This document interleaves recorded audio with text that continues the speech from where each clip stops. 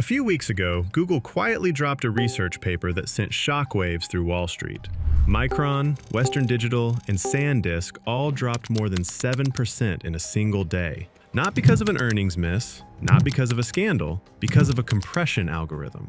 That algorithm is called TurboQuant, and by the end of this video, you're going to understand exactly why it spooked the entire memory chip industry, and whether that fear is justified.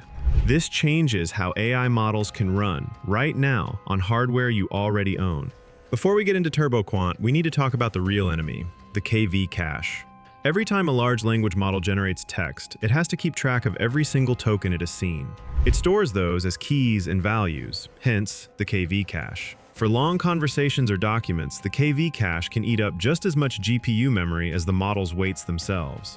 Think about running a model like Llama 3.1 with an 8 billion parameter count. At 16-bit precision, even on a 128,000 context window, the KV cache alone can require tens of gigabytes. That means if you want to serve multiple users simultaneously, you're spending enormous amounts of GPU memory just storing context, not actually doing computation.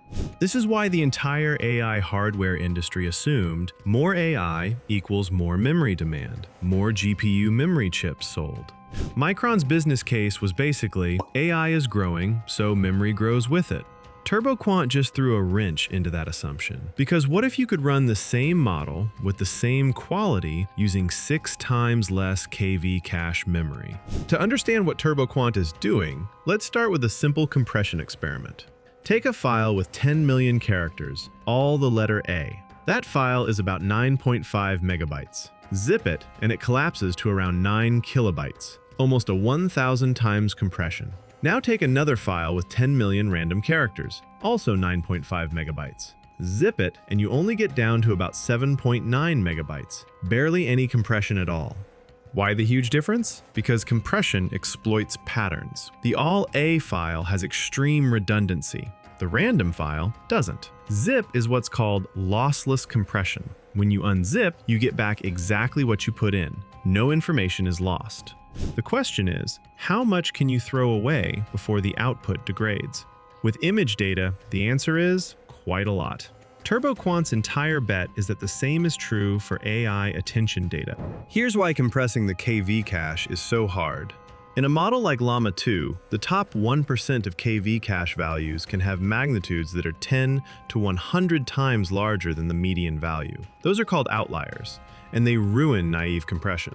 Imagine you're trying to map all the heights of people in a country to just 16 values. Most people are between 5 and 6 feet, easy. But if a few people are 50 feet tall, those outliers stretch your entire mapping and crush the resolution for everyone else.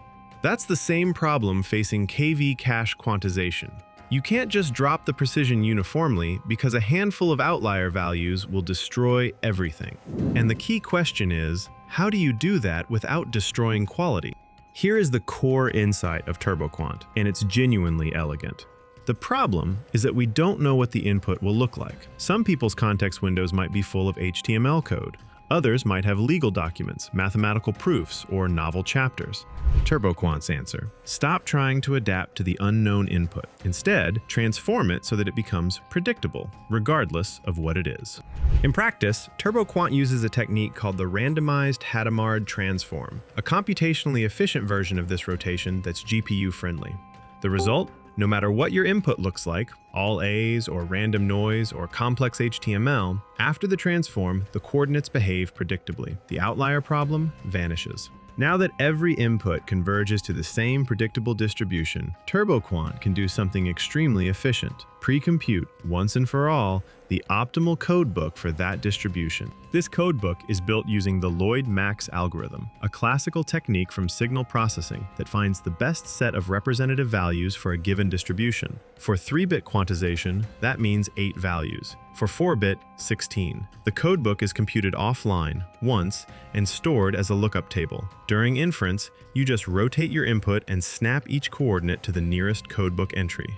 The paper proves this formally. TurboQuant operates within a constant factor of the information theoretic lower bound, the best possible performance achievable by any algorithm. Independent implementations have confirmed the paper's numbers. At 3-bit quantization, measured distortion matches the paper's claimed MSE of 0.034 to within 1%. Here's where things get subtle, and where a real debate is happening in the research community right now. When you use a mean squared error codebook like in step 1, you minimize how far each value is from the original on average. That's great, but it introduces a subtle bias when you compute attention scores. In transformer models, attention works by computing dot products between query vectors and key vectors. A dot product is an inner product, and it turns out that minimizing mean squared error doesn't guarantee that inner products are preserved accurately. The codebook snapping introduces a systematic tilt. This is the bias that TurboQuant's second stage is designed to fix.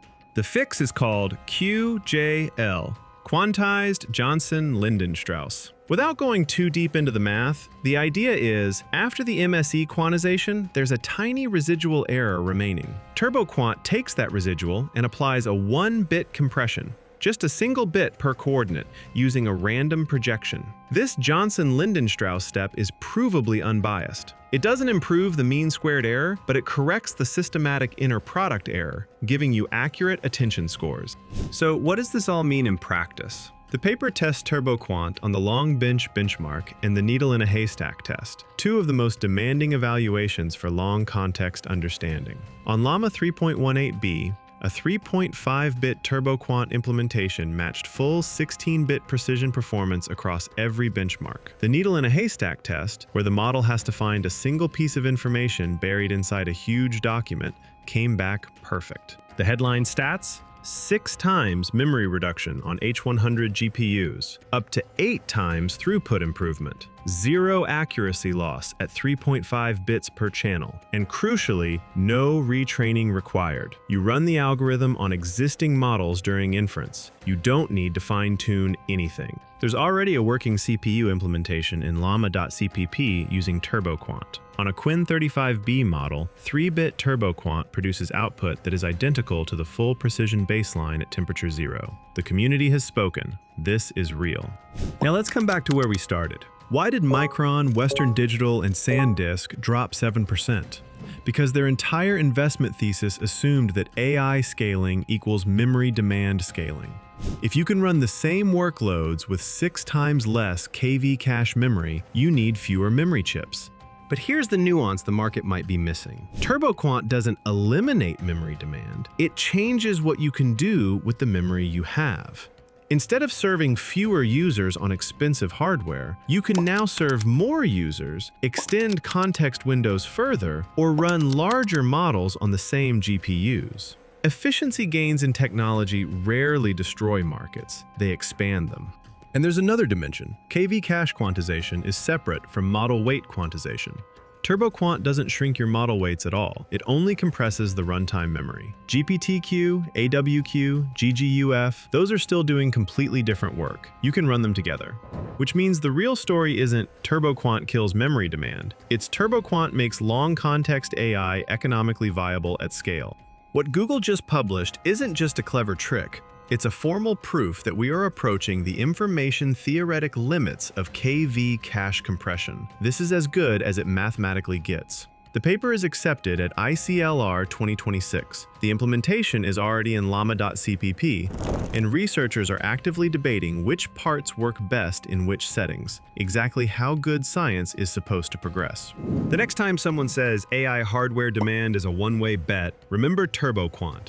Algorithmic efficiency is always competing with hardware scaling. And right now, the algorithms are winning. If you found this useful, hit subscribe. We go deep on AI research that actually matters. I'll see you in the next one.